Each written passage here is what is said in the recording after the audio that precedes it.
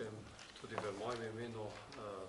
sam bom krajši od predsednika in na tistem področju, ki ga je on poudaril, posebno delim ta mnenja z njim.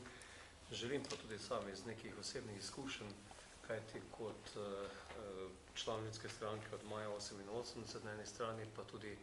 zelo aktivno v lokalnem prostoru Posavja, ki meji na Hrvaško, lahko v teh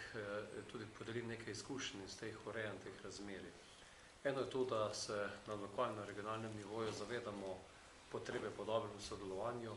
s Hrvaško in lahko tudi rečem, da kljub vsemu temu dobro sodelujemo.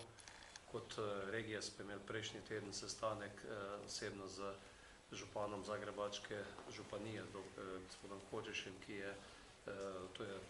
okolica Zagreba, brez mesta Zagreb, kjer smo govorili o gradnji recimo hidroelektrarn, kjer se poskuša na regionalnem nivoju dogovarjati o režimu na reki Savi, kjer smo regionalci zelo enotni, kako je potrebno skupaj nadaljevati to gradnjo na hrvaški strani, na drugi strani pa je mogoče pričakovati tudi kakšen zaplet, ko ministrstvo daje v soglasje oziroma v mnenja te dokumente sicer hrvaški strani. Še bogatejše izkušnje iz teh urejanj teh odnosov je, mislim, da po teži drugi največji problem, ki ga je imela Slovenija s Hrvaško, so bila razmerje okoli jedrske elektrarne Krško, ker sem sam skupaj z kompletnim regionalnim okoljem 2 leti zadrževal sprejem meddržavne pogodbe o urejanju razmerij okoli jedrske elektrarne Krško, kjer se nismo v Sloveniji najprej uredili, kako bomo mi sami ta problem rešili. Zanimivo je bilo pa v tistih izkušnjah, kako je takrat minister za okolje in prostor, gospod Janez Kopač, to danes aktivni politik, povedal, da je meddržavna pogodba o jedrski elektrarni spogojena na drugi strani z Drnovšek-Račanovim sporazumom o meji. Sporazumu, do katerega je tudi kaj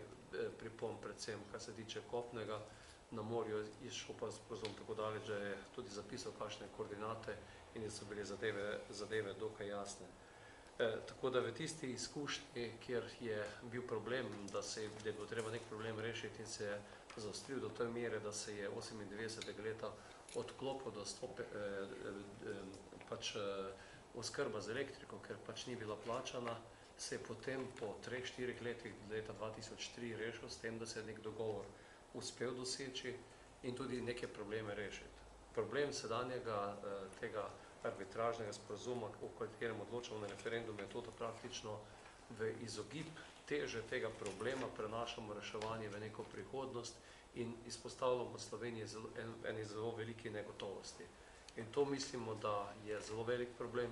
Vidimo in sam ne bi dopolnjeval tega stališča, ki ga imamo tudi mi in tisti, ki nasprotujemo temu sporazumu, vidimo pa, da je tudi, če hočete, slovenska pravna stroka zelo razdeljena. Zato ocenjujemo in sam tudi ocenjujem, da je riziko tega arbitražnega sporazuma za Slovenijo bistveno prevelik in da je odgovornost politike na eni in na drugi strani, da sede skupaj in prepričal sem zagotovo, da v času, ko se Hrvaška tudi približuje Evropski uniji, bi bil čas, da se tudi kakšen težek problem reši v duhu dobrososedskih odnosov, kjer bi,